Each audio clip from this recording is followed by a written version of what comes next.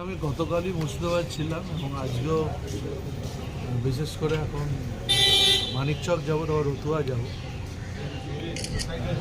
সমস্ত জায়গায় যে সমস্ত জায়গায় জল হয়েছে সে সমস্ত জায়গাগুলো দেখার মুখ্যমন্ত্রী পাঠিয়েছেন আমাকে।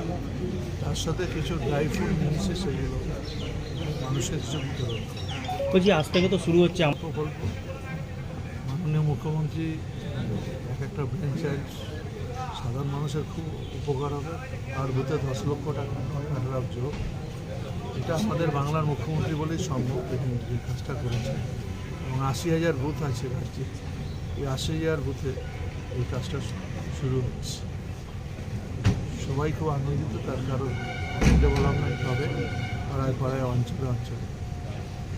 দাদা বাংলা বাংলা ভাষা এখন কথা বলাটাই অপরাধ হয়ে যাচ্ছে।